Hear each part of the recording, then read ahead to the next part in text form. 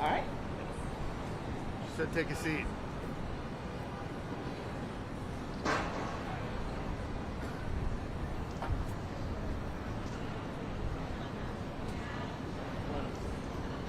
Sit, please.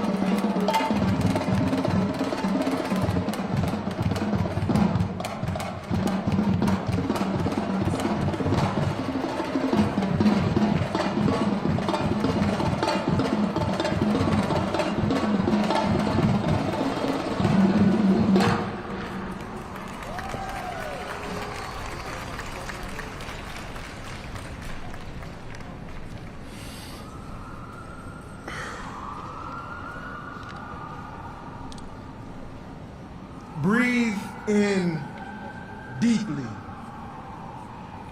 Stoke the fire that is the spirit of the God that burns within. Breathe out slowly. Release all the exhaust that we've built up in fighting the good fight. Stand in our power. Sit with our purpose. Feel the vibration of our presence. Let us radically realign any and everything that is off-center. Let the healing that comes from that realignment become contagious throughout our city and the entire Chicagoland area. We are here today to celebrate Black folks, to commemorate our freedom through the recognition of Juneteenth to collaborate as a community to usher in a destiny authored by the Most High, to grow into a crown that symbolizes our royalty, our resilience, and our readiness for the moment. We are here today to give thanks. We are here today to remember. We are here today to make way. We are here today to create anew. Let us begin. My name is Tujo Joseph, also known as TJ Crawford. I am a number of things, but I am today a proud member of the Chicago Juneteenth Planning Coalition, and I happen to be your MC for today. So let's give ourselves a round of applause for being here today. We've got a full and robust program, so I'm not going to take too much of our time. Y'all know the city got a quick hook when it comes to these events, but that hook will not take us out of the spirit of what we are here for today. To honor, to remember, to celebrate, and to know where it is that we are going to know where it is where we are, and to know where it is which we have come. So after I take my seat, we will have an opening prayer and libation by Reverend Dr. Ebony D. Only. We will have remarks by my brother David Peterson, who will bring up those that we are honoring today, Carol Johnson, Cassiopeia Meekins, and Pomone Rami. And we will have a musical performance by I Am by Unique McNeil. And I'll be back a little bit later to continue us on our agenda. So without further ado, is Dr. Ebony here? Dr. Ebony Only.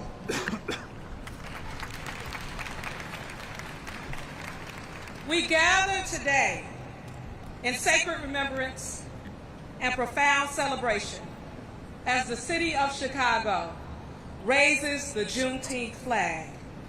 Raises the Juneteenth flag in honor of freedom and liberation. We thank the Honorable Mayor Brandon Johnson for his leadership in recognizing this sacred day.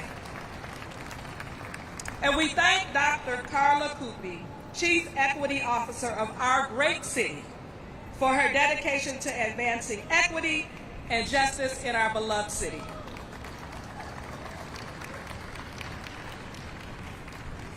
We call upon the ancestors whose names we know and those whose names have been lost to time. We honor those who walked this earth before us, those who dreamed of this day, who planted seeds they would never see bloom. On this day of this flag raising, we remember June 19, 1865, when the news of emancipation finally reached the enslaved people of Texas, marking the end of slavery in the United States. Honored elders, keepers of our wisdom and tradition, we ask first for your permission to begin this sacred ceremony. Thank you, Elder. May we have your blessing to pour libation in remembrance of our ancestors and to honor this day of Juneteenth in the manner that is pleasing to those who came before us. We thank you, elders, for granting us permission to proceed with this sacred act of remembrance. As we pour this libation, we remember that the water connects life. That water connects all life just as our bloodlines connect us to our ancestors. Water is like memory. It flows through time, carrying stories from shore to shore, from generation to generation. We pour these sacred waters for the ancestors, for those who lived and died in bondage, for those never knowing that freedom would come, for those who crossed the waters against their will, for those who never made it across, and for those whose bones rest at the bottom of the Atlantic. We pour libation in remembrance. Ashe. For the ancestors who survived until that glorious day of June 19, 1865. For those who heard the news of those who resisted. For those who danced for freedom. For those who ran away. For those who fought back. For those who created community. For those who kept our traditions when everything was taken.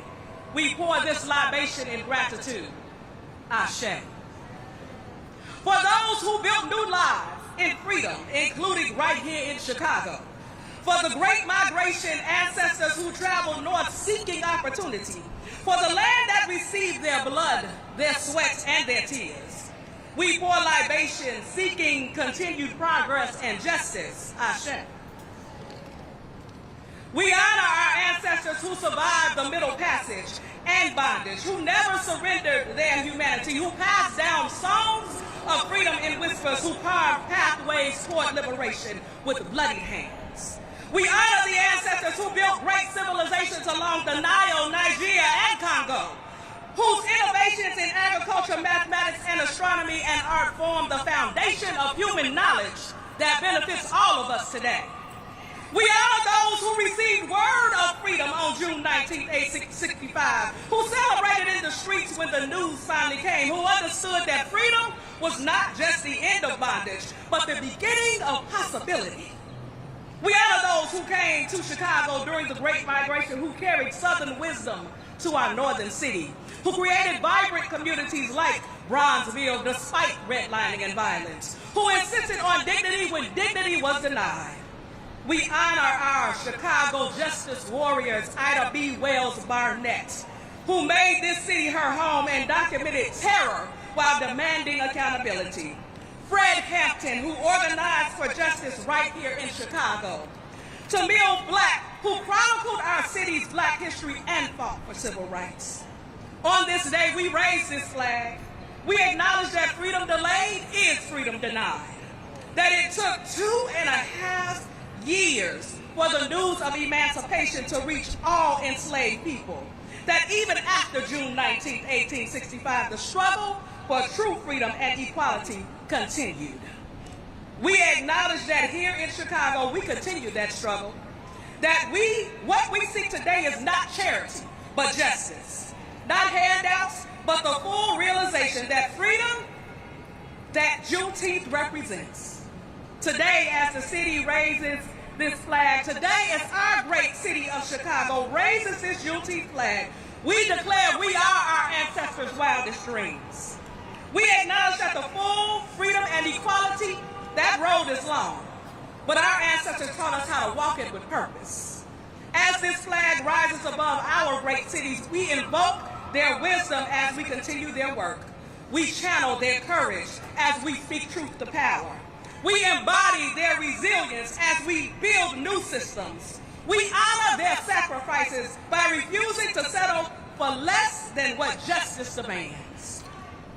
Now I invite each of you to call on your own ancestors into this sacred space. In our tradition, to speak a name is to bring that spirit into the present. I invite that as a collective, we name 3 ancestors. They may be your blood relatives, they may be your community elders who have passed on, or historical figures whose legacy has shaped our path and our city. As each name is spoken, we will respond together by saying Ashe. Let their power be present. I will begin by calling the name of Rufus Fontainelle. Ashe. Ashe. Ashe. Ashe. Ashe. Ashe. Ashe. Ashe. Ashe. Ancestors named and unnamed, known and unknown, we feel your presence among us today. As this Juneteenth flag rises over the city of Chicago, guide our words, sharpen our vision, strengthen our resolve. May we be worthy of your legacy. May we create a world where your descendants can finally breathe. On this day, we recommit ourselves to the work of justice and liberation. May the work we do in Chicago reverberate these states we desire to be united. May the work we do in Chicago be a blueprint for the world. May the work we do in Chicago honor your sacrifices and bring us closer to the beloved community you envision. Ashe, amen, and so it is.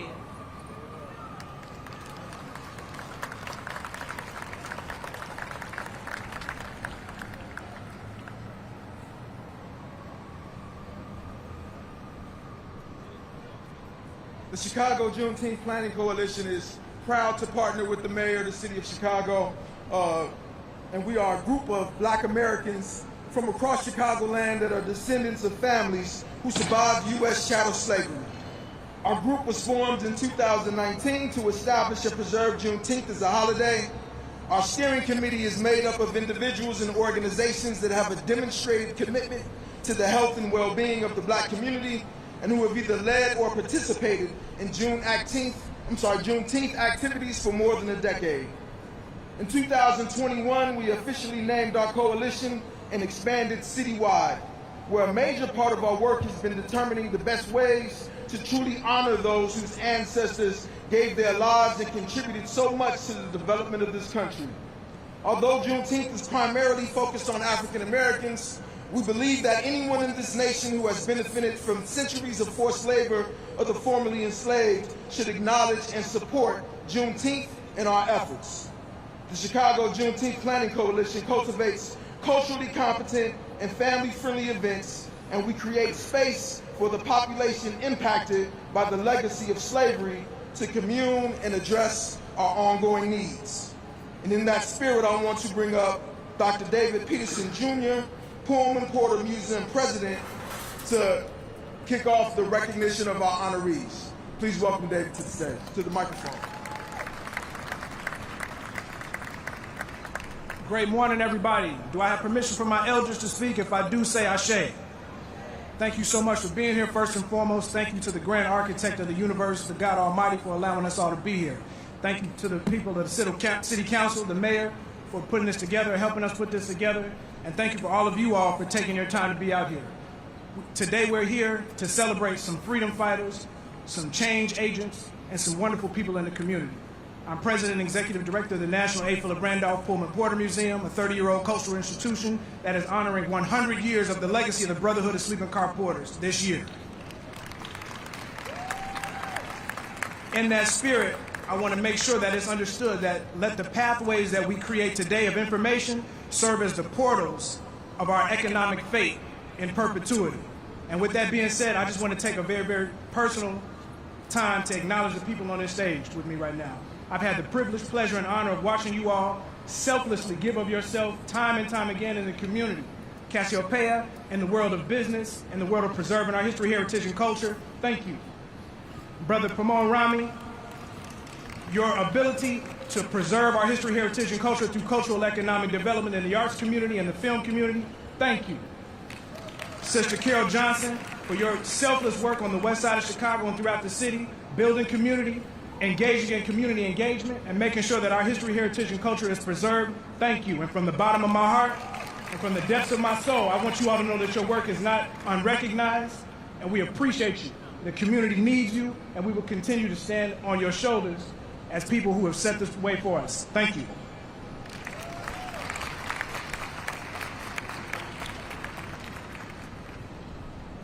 So without further ado, we want to call up our first honoree, the elder of our steering committee, Ms. Carol Johnson.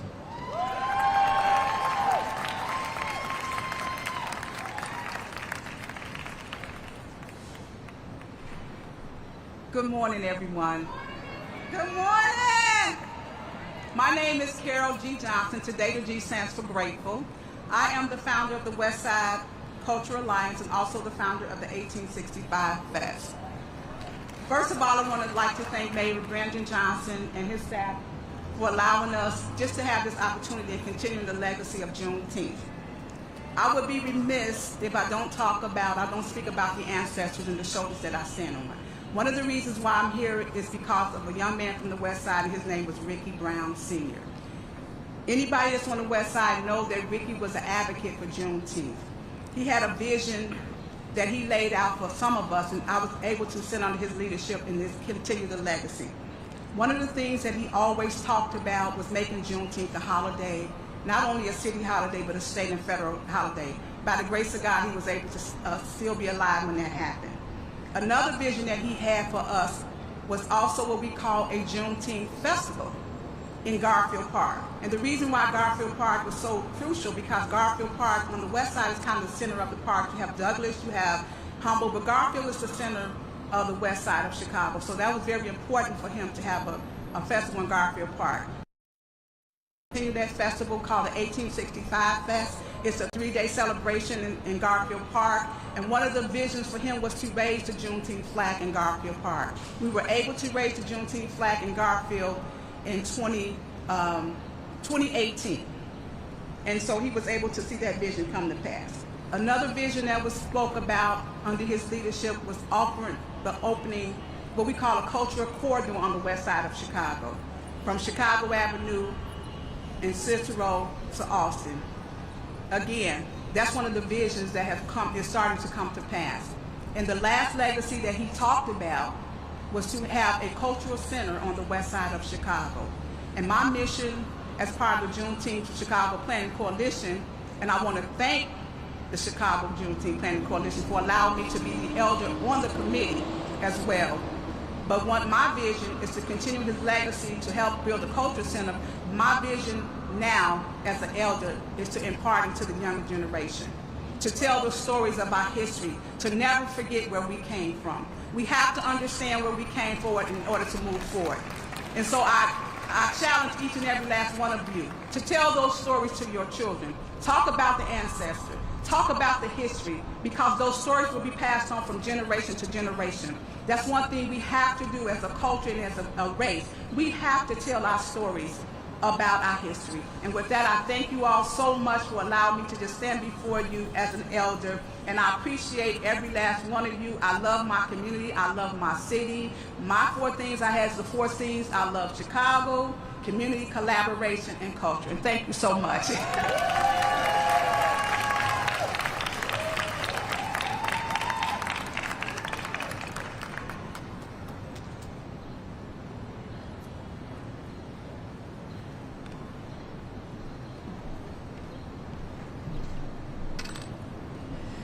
To the elders in the room, may I speak? I don't know, I was a little shaky. Thank you. I first want to say, Adukwe Ifa, Adukwe Olodumare, Adukwe our ancestors. What I just said is we give thanks to God. We give thanks to our ancestors. We know the word Ashe, which is like amen, so be it. Here's some new Yoruba words that come from the continent of Africa and the country of Nigeria. It's called Adukwe. It just says, we give thanks. And today, I just give so much thanks. I'm thankful for our ancestors. I'm thankful for the enslaved ancestors that suffered, that bled, that were brought here without their permission, forced here, lost their ways, lost their continent, lost their homeland, came here to create a whole new amazing world that we benefit from right here today. I'm so thankful that they were able to endure so that we can be here today. And it just shows our strength. It just shows our beauty. I'm looking at it right now. I'm thankful to my mother for being such an activist, to being so true to our culture, to our pride, and being relentless to our own family, to our own community, to ensure that I grew up with the knowledge of African history, of Black history, of Chicago history, and to stand tall with so much pride. So I remember back in 2013 when I learned about Juneteenth. And I knew that no one up here in the North was celebrating it. And I said, we've got to do this. I got to do something about this. So my birthday is June 8th. So I decided, you know what? Instead of celebrating my birthday, I'm going to use it to celebrate Juneteenth. We know y'all love to show up for birthdays, right? So I said, come on over to my house for my birthday. And 100 people came over. And when I had my birthday speech, I thanked our ancestors. I thanked our enslaved ancestors. And I asked all my family and friends that came out to make sure that they honored their ancestors, their grandmothers, their grandfathers, their great-great-grandmothers and grandfathers, because of them, we are here. And that grew and grew to Culture Connection, to collaborations with the National A. Philip Randolph Pullman Porter Museum with Dr. David Peterson and Dr. Hughes, to DuSable Museum, to Dr. Carroll doing amazing and huge celebrations, to the Chicago Juneteenth Planning Coalition, and I'm just so proud. We've grown this thing to thousands and 10,000s of more people all over the city, and are the pioneers for a national holiday. Give it up, everybody. A federal holiday. So now I'm excited about the next level, and just seeing Juneteenth celebrations in everybody's backyards, just like that happens for that other celebration, correct? And us honoring our ancestors together is so important, to remember them and to remember the enslaved that we specifically lost during the Middle Passage. That's a very vital part. So when you reach out and you say those names, make sure that you say those names of the unknown that didn't even make it here. So before I go, I want to thank the City of Chicago, Mayor Brandon Johnson, the Chicago Juneteenth Planning Coalition, our honorees, Mama Carol, Brother Pamone, Baba Reeve, and fellows out here that's been doing this work for forever, Sister Africa, who's been out here doing this work forever, Brother Tudros on the stage, Sister Lucretia, Brother Brian, to Sister Tammy, to the whole coalition, Brother Marquin, Alderman Hall, to all the officials out here that has been doing this work. You are not forgotten. To my own mother, to our mothers, to my husbands, DeAndre Meekins, Ifayemi Adesonye Awoya Day, a priest of the Yoruba tradition, to our strong, beautiful children, all 7 of them blended and beautiful, and to our strong community. Again, my name is Cassiopeia Meekins, co-founder of theblackmall.com and TBM 360, along with my beautiful husband, and I thank you.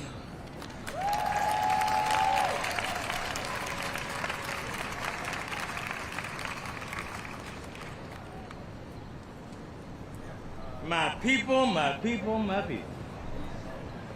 It is such a beautiful day. You know, it could be hot, it could be steamy, it could be raining, you could be doing anything, and you could be any place other than here, but we greatly appreciate the fact that you have come out. I want to just say good morning. Good morning to you, to all of my cherished friends, families, and the esteemed guests. As I stand here before you, I am overwhelmed with a profound sense of pride, gratitude, and joy to be included in the 5th annual Juneteenth raising of the flag, which celebrates the freedom of Black people. Receiving this recognition is a moment that encapsulates my career in entertainment, and institution building. I would like to extend my deepest appreciation to Mayor Johnson, the City Council. I also want to sincerely thank my mentors, colleagues, members of the community, and most importantly, my family and loved ones. A special thanks to the Juneteenth Planning Coalition, Dr. David Peterson, and the Chicago Reparations Task Force. I must also thank my incredible wife and business partner, Masekwa Myers. On May 4th, 2025, we celebrated our 50th year of marriage.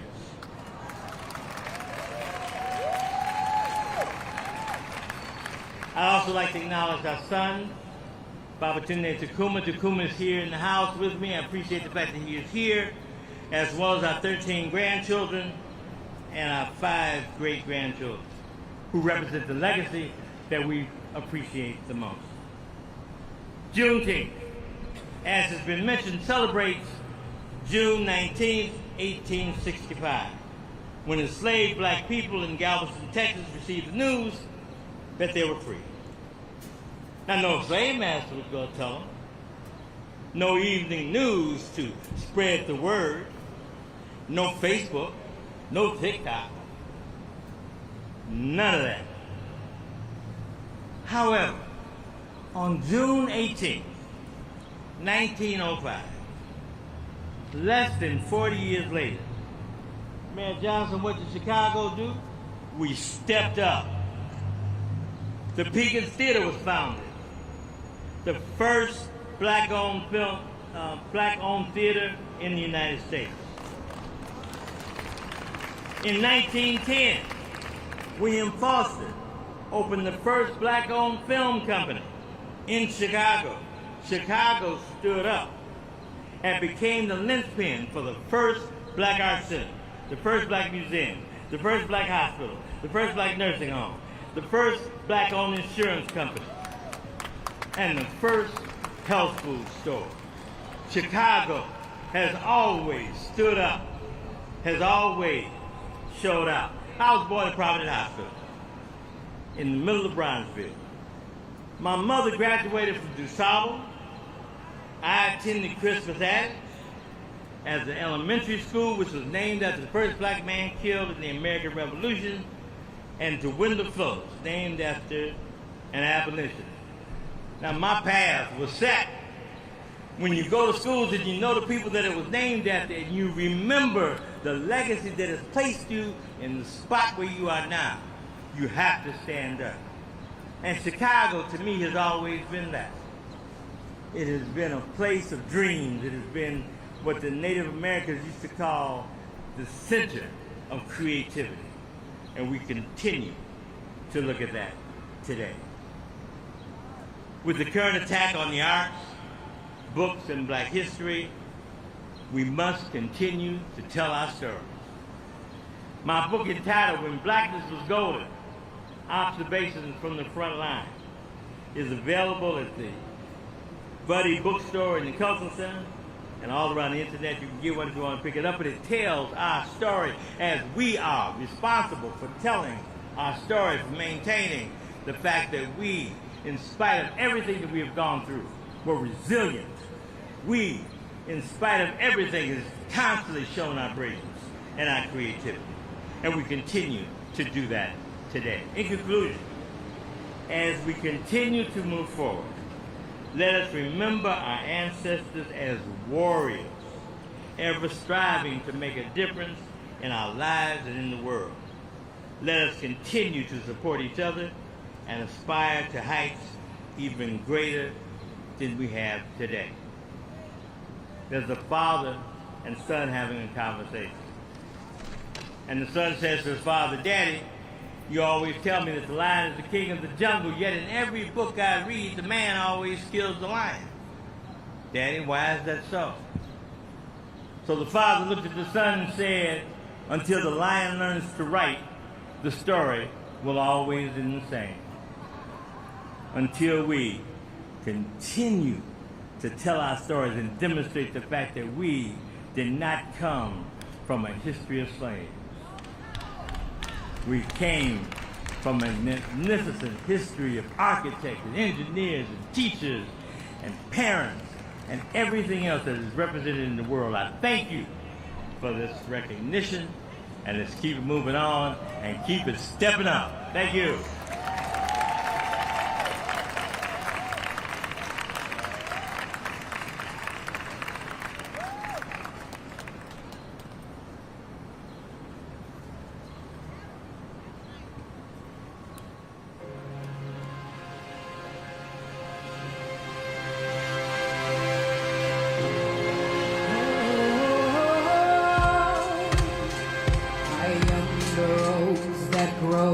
Between the ghetto concrete, I am the spark in your brain, igniting change when I speak. I am ancient writing on the wall to help you remember. I am the statistic that you ignored and never I am greatness, I am change, I am reality rearranged.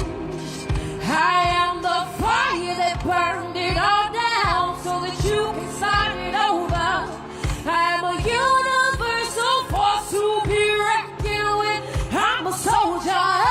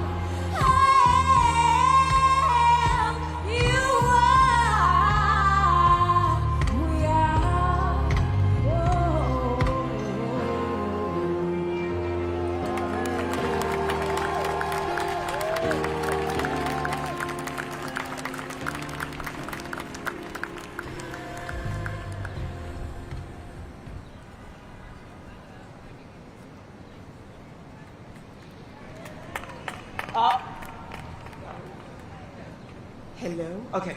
I just said that this gave me goosebumps, so one more time for Miss Unique. This was great.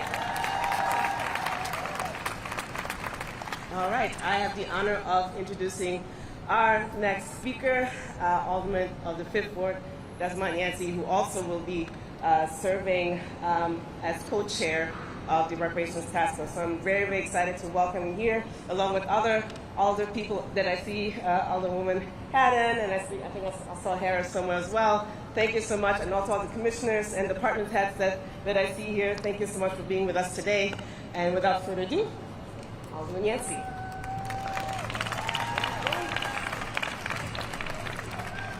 It's a celebration, y'all. Let's give it up. If you'll indulge me for a moment, we're going to do a little call and response. I'm going to be brief because, you know, electeds like to talk a little bit. So say, I am beautiful. I am powerful. I am strong. I am resilient. And I am free. Before I get started, I want to honor my colleagues who are here. Here's my list. I see Cook County Commissioner Tara Stamps, City Treasurer Melissa Conyers-Irvin, Representative Kimberly Neely Dupaclay, and then members of the Chicago Aldermanic Black Caucus. Those who are present, I see Alderwoman Haddon, Alderwoman Clay, Alderwoman Taylor, Alderman Hall, and Alderwoman Harris. And then I thought I saw Chairman Vasquez around just a few moments ago. So this is not just about us. This is about all of us. Amen. So again, it is an honor to stand before you as Alderman of the 5th Ward from Chicago's amazing, wonderful, beautiful, powerful, and resilient South Side, full of communities that are rich in culture, resilience, and history. From South Shore to Woodlawn, Greater Grand Crossing, and Hyde Park, it don't get no better than that, y'all. But I'm especially proud to join you this morning as we commemorate Juneteenth, a day of reflection, resistance, and celebration, and recognize the progress of Chicago's Reparation Task Force. Today is about more than honoring freedom. It's about working together to repair the present and build a future rooted in equity, dignity, and justice.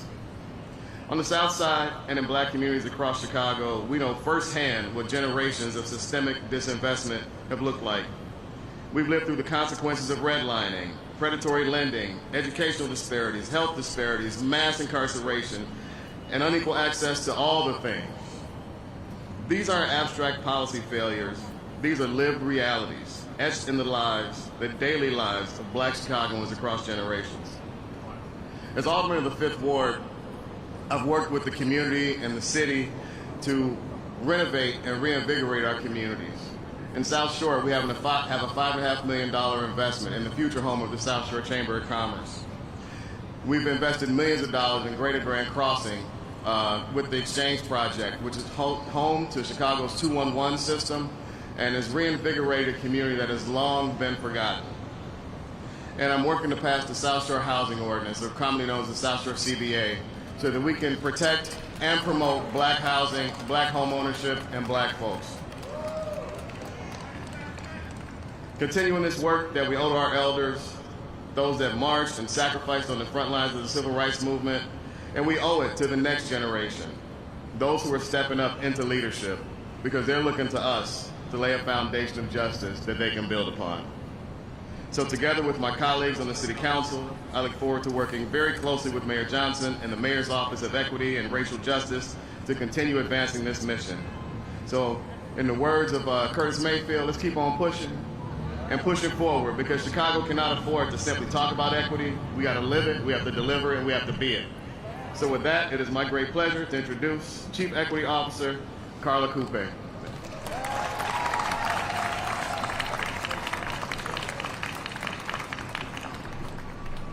All right, thank you so much, Alderman Yancey, for your kind words. Again, Mbote, as was just mentioned, my name is Carla Coupe, and I have the honor and responsibility to serve as our city's Chief Equity Officer in the Office of Equity and Racial Justice.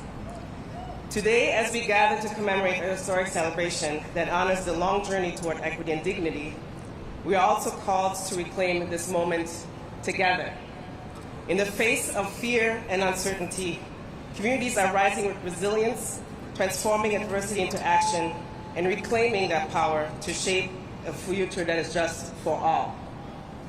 This is not new to our communities or our office. In fact, moments like today are what initiated our healing efforts. As many of you recall, in 2020, Chicago, along many other cities across the country, was suffering from the trauma on a number of fronts, including the disparate impact of COVID-19 on the Black and brown communities, and the civil unrest in the wake of the murder of George Floyd, Breonna Taylor, and others, and many others.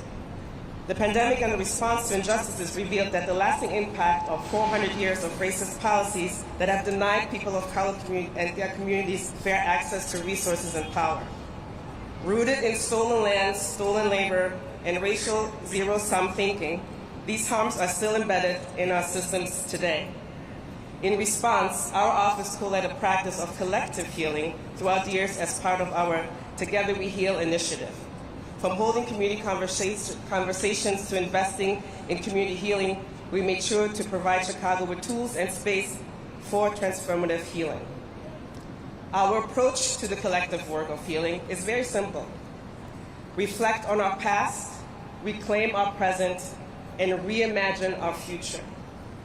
And our office has committed to build and strengthen sustainable community and wealth building ecosystems in Chicago throughout community wealth building initiatives that you will hear about shortly. But today, we continue our commitment to healing, equity, and power sharing, and that will never change. And I'm excited that I can continue to drive similar commitments that drive reparative and healing efforts. Last year, around this same time of the year, we announced our commitment to establish a reparations task force that will define reparations for Chicago through a comprehensive study. Acknowledging generational harm through the form of reparations is about repairing the past and reimagining tomorrow. That is why this task force will launch a study designed to lay out a clear roadmap to reparations in Chicago, a roadmap rooted in community voices and historical truth, and one that points us toward the kinds of transformative policies we need, policies that shift power to those most impacted. Now, this work is not easy, but it excites me to share this space and this responsibility with people as committed as you all here today. Thank you everyone for showing up today and every day. Let's continue to shape the future of Chicago together, one that is rooted in repair and prosperity. And now it is my honor to pass this on to the Honorable Mayor Brendan Johnson.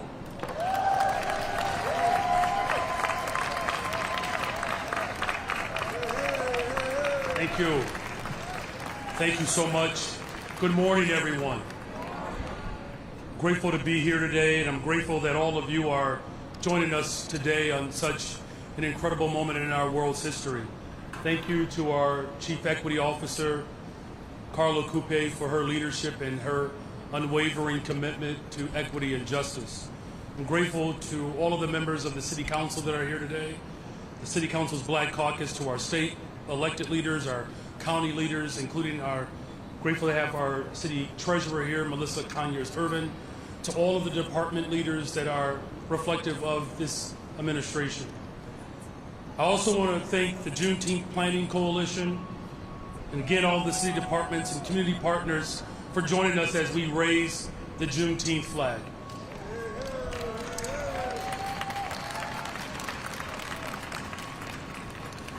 You know, Juneteenth holds great historic relevance and significance here in Chicago. But it is also significant for our entire country because it offers us an opportunity to reflect on where we've come from, but more importantly, where we're headed. You know, we often talk about being descendants of slaves. But the truth is we are descendants of free men and women who were enslaved. We are the descendants of artists and doctors and leaders and engineers and intellectuals, farmers, workers, mothers and fathers, people who were put in chains and forced to struggle for our collective freedom. We are told that Juneteenth is a holiday to celebrate those who were free. That's not entirely accurate either. As W.E.B. Du Bois taught us, as enslaved people, we fought to free ourselves. So this is just as much of a recognition as we honor our collective struggle. Here's what we did, though. We threw down our tools, and we picked up arms and joined the Union Army. We fled the plantations, and then we organized the most effective general strike in America's history, to force the Confederacy to surrender. It is up to us to continue that ongoing struggle, to fight for the liberation that we all need and deserve. During the Great Migration, my family, like many other families, came to the North and landed in the city called Chicago and fought to secure a better life for posterity. And because of that sacrifice and hard work, we are leading the third largest city in the entire country. Our work is paying off. Juneteenth is a reminder that freedom is a constant struggle. The second that we stop fighting for it, we will lose it. And during the first year of my administration, I made it very clear, made a promise to drive reparations and become the first mayor in the city of Chicago to actually dedicating funding to that endeavor.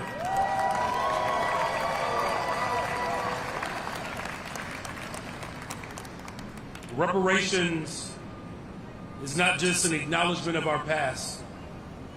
Reparations is an acknowledgement of the past sins and how it's more important now than ever that we continue to fight for complete liberation. But we see the sins of the past and the vestiges of slavery still seep its way through our economy and through government. We see it more clearly now than ever before the legacy of slavery in America is obvious to anyone who actually cares to pay attention.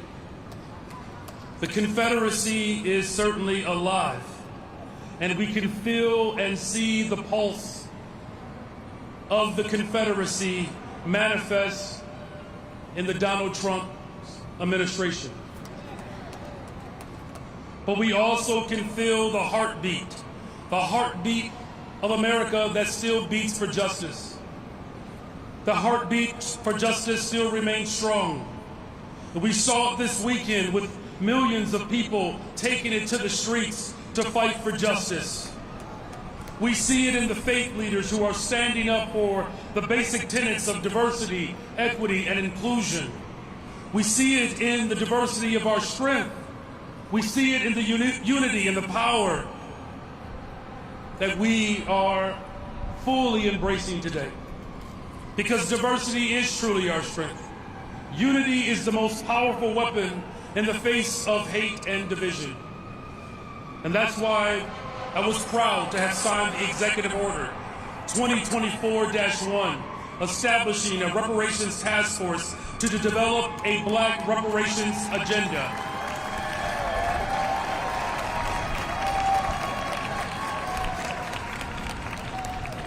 The Reparations Task Force will be responsible for producing not just a study for reparations, but it will outline remedies for repair, focus on wealth building, housing, education, health equity, and so much more. And we are proud that this week we will be announcing the Chicagoans who will serve on that task force. Together we will define a bold and just reparations roadmap for all of Chicago. I do understand that there are members of the task force, some of whom that are here today. They're here this morning in show of their complete support of this effort. Could you all who are part of the task force just stand up so that you can be acknowledged for your dedication and services? Please give these incredible Chicagoans a round of applause.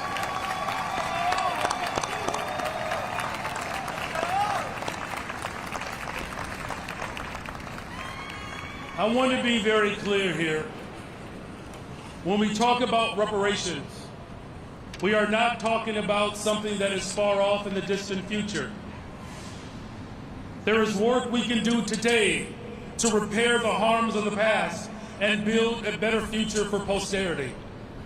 We know that historic disinvestment by government and private sector has left too many of our communities, particularly the South and West Side neighborhoods, without control of the assets in our own communities, excluding us from wealth building and opportunities. And that is why today, in collaboration with the Department of Planning and Development, under the leadership of Commissioner Sierra Boatwright, we are proud to announce a historic $4 million investment into community wealth building in the greatest city in the world, the city of Chicago.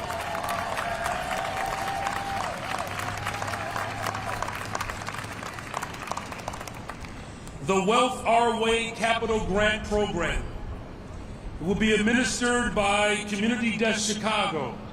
It will fund community-driven wealth-building models designed by the very communities that they serve.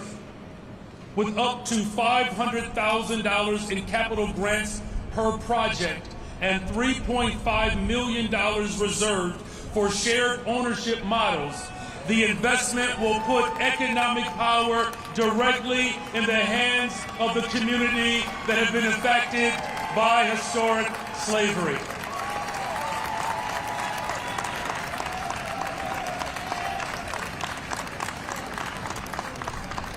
The impact of this initiative will be momentous. It will reduce blighted and abandoned buildings along commercial corridors on the south and west sides, while also creating safer and more walkable communities. Local ownership will give residents more control over the product and services entering in our communities. And worker co-op businesses will provide a path for generational wealth, helping employ people from around the city, but it will also help employees become owners and creators of wealth that they can pass on to the next generation. Wealth our way will bring us closer to building the Chicago that our ancestors dreamed of. So please join me in recognizing and celebrating Community Desk Chicago President and CEO Juneteenth DeFell.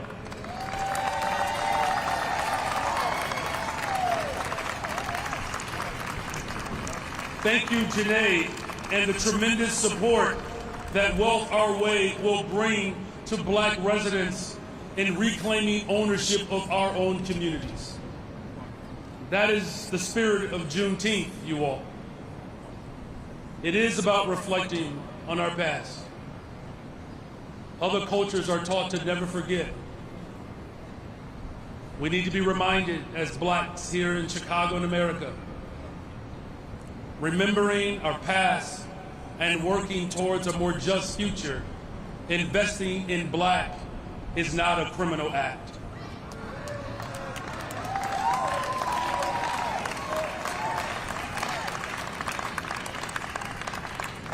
Sister Zakiya says she need a witness, so I'm gonna say it again.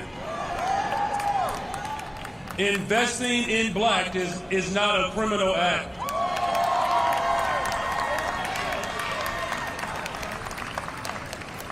So good to have your own Amen Corner show up right across from City Hall. I need you on Wednesdays again.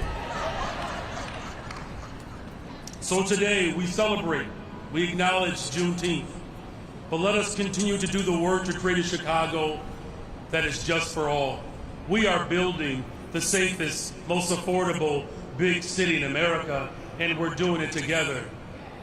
So in conclusion, I do want to recognize the three amazing leaders that have already left lasting contributions to our communities.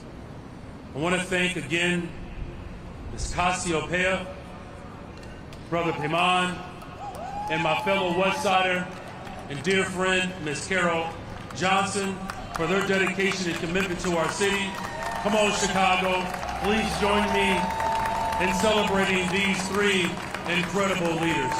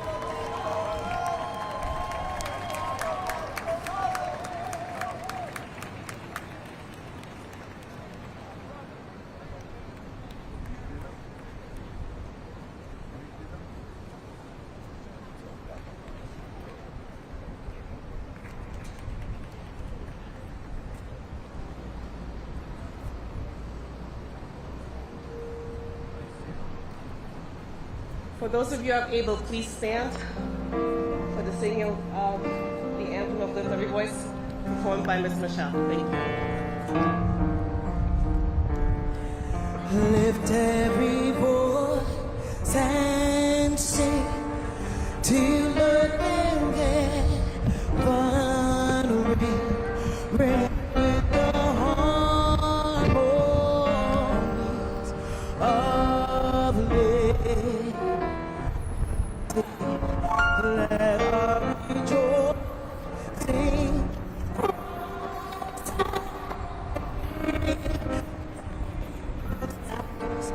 let it resound loud as the roaring sea. Sing a song for the faith that the dark has destroyed. Sing a song.